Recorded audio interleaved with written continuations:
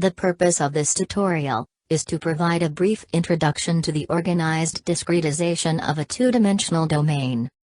We will see also that this methodology allows for an efficient structure of the Jacobian matrix, exploited by F-solve, to find the solution of the chemical engineering problems.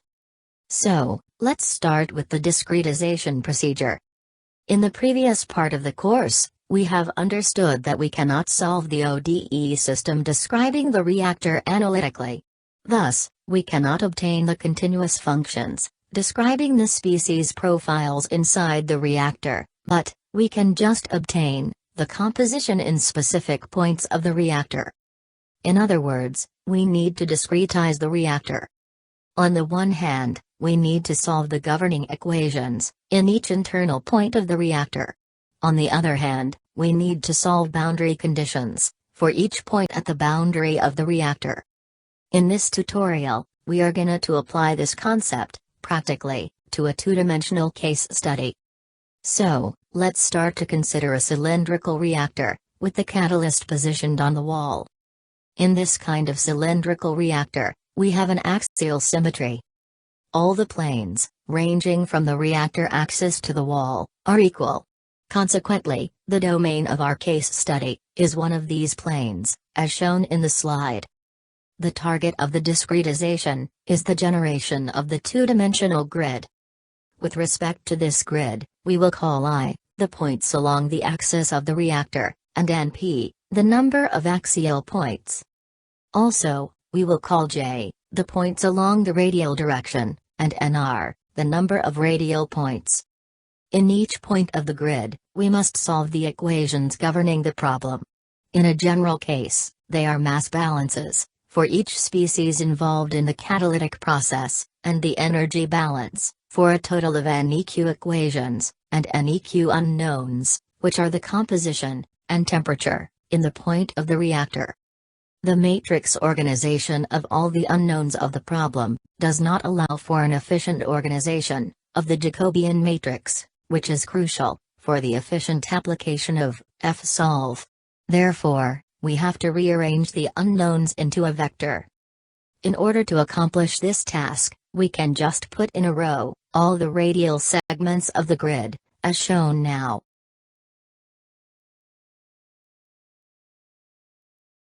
By doing so, a vector is obtained. In order to find a specific point of the matrix inside the vector, we can think about the structure of the vector, just illustrated.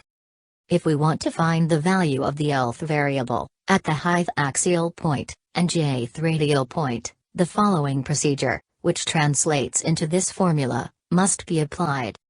First, we move I-1 radial segments, corresponding to I-1 axial points, and containing NR points, composed of NEQ variables. By doing so, we are at the beginning of the correct radial segment. Thus, we move J-1 radial points containing NEQ variables. By doing so, we are at the beginning of the list of variables in the correct point. Thus, now we can just select the lth variable. In order to better understand this mechanism, we consider now a specific problem. In this reactor, we want to find, in the generated vector, the second variable contained in the point at the third axial position, and at the second radial position. First, we move the first two radial segments, sized NEQ times NR, in order to arrive at the beginning of the third radial segment. Then, we move the first radial point to open the list of variables inside of the second radial point. Once we open the list of variables, we select the second one whose value is the target that we want to extract from the vector generated from the matrix. The same procedure can be visualized along the generated vector, by considering that all the radial segments at each axial point of the reactor have been put in a row, as previously explained. The vector organization of the unknowns allows for an efficient structure of the Jacobian matrix. In particular, a generic element, AB, of the Jacobian matrix, corresponds to the derivative of the hth governing equation, with respect to the bth variable, where A and B are referred to the order of variables in the vector. The organization of the vector drives to a special structure of the Jacobian matrix. In order to explain it, let's start from the structure of a generic Jacobian matrix. In the most general case of study, all the elements of the matrix are not null, blue color. Thanks to the vector structure, we can identify inside the matrix the axial blocks containing the radial segments. In fact, for example, if we focus on the first governing equation to be solved, first row of the matrix, we encounter column by column all the unknowns of the problem.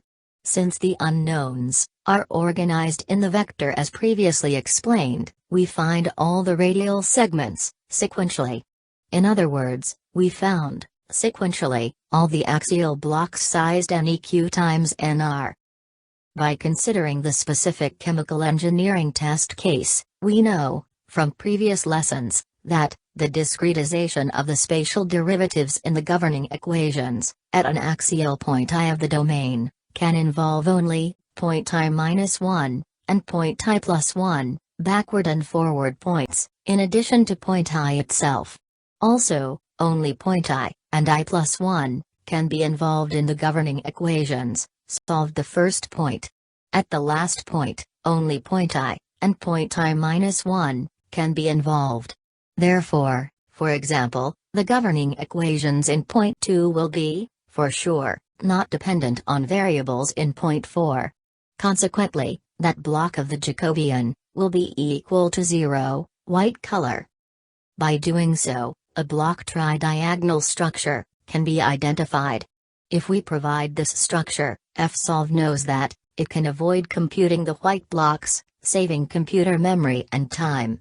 In other words, the problem can be solved fast and efficiently by means of FSolve. However, we can still do better.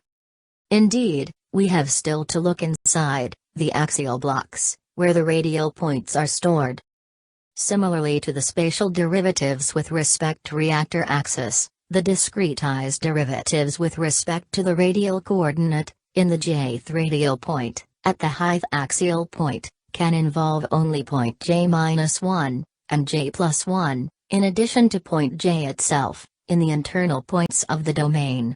Moreover, only point j, and the forward one, are involved at the first radial point, corresponding to the center of reactor cross-section. At the last radial point, corresponding to the reactor wall, only point j, and the backward one, are involved.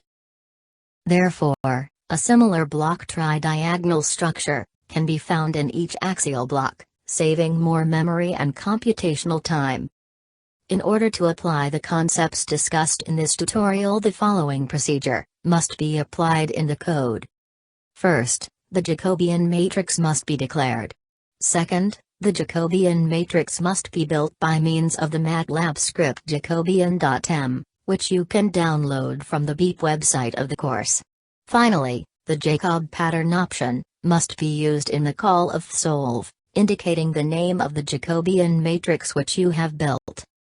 Thank you for the attention and see you at the next tutorial.